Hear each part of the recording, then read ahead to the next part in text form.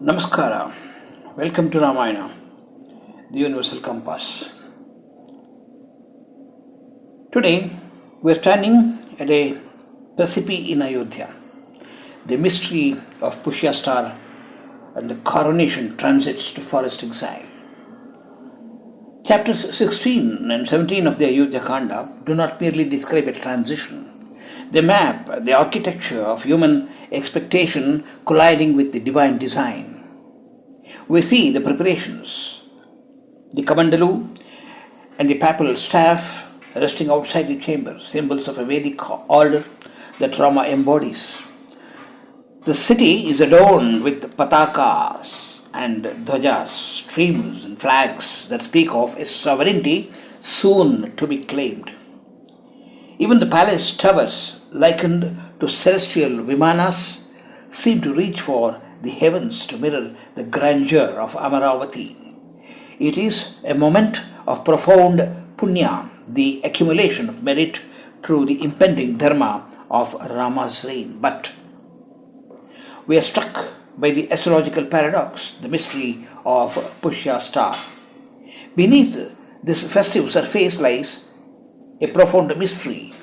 The Pushya Nakshatra, as noted in our study, Pushya is the most nourishing of all lunar mansions ruled by Brihaspati, the Guru.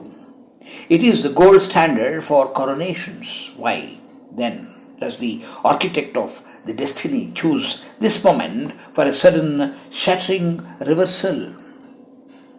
In Greek mythology, we see a parallel in the concept of Moira, the fates who weave a tapestry that even Zeus cannot fully alter. Similarly, the Old Testament of the Bible speaks of the fullness of time, where human plans are suddenly subsumed by a higher, often inscrutable divine purpose, just as the prophets of old spoke of events that seemed like tragedies but were in fact the necessary crucible for redemption. So too is Rama's exile. The Vindya Muhūrta, the hidden flaw that Jatayu is said to have sensed, reminds us that astrology is the language of science but not the ultimate master. Sage Vasiṣṭha's silence is not a failure of his mastery. It is the absolute surrender of a rishi who recognizes that the Leela of the Supreme is now moving beyond the reach of human calculation. Philosophical resonance that mirrors the divine Leela. When the citizens declare, "We no longer desire food or spiritual pursuit," they are articulating the essence of bhakti, a state where the presence of the Lord eclipses all other hungers. This echoes the sentiment in the Psalms. "Who have I in heaven but thee? And there is none upon earth that I desire beside thee."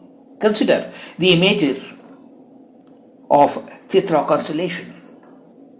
Rama is likened to its moon, reflects a brilliance that is not merely physical but a celestial craftsmanship.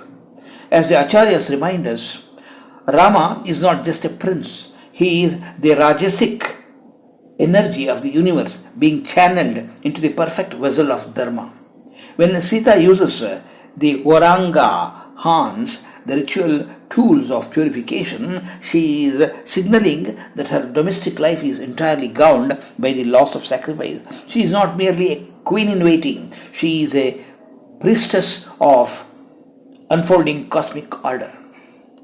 As Sumitra is dispatched and Rama arrives, the atmosphere shifts from the light of the brass and copper oil lamps to the dark shadow of Kaikeyi's wrath chamber. We must remember, this is not a mechanical failure of the stars. It is the beginning of the Ramarajya that requires the forest, the battle, and the redemption of the worlds. We should also know that Rama, who is Vishnu, makes the stars and planets act as per the cosmic design. The coronation under Pushya was never meant for the physical throne of Ayodhya alone. It was the initiation into a universal reign. Rama enters the chamber not to be defeated but to begin the work that will eventually define the soul of Bharata. Let us hold this vision, the prince, the prophecy, and the silent guiding hand of the divine that transforms impossible tragedy into the most necessary victory of all. Thank you. Sri Krishna Arpanamastu.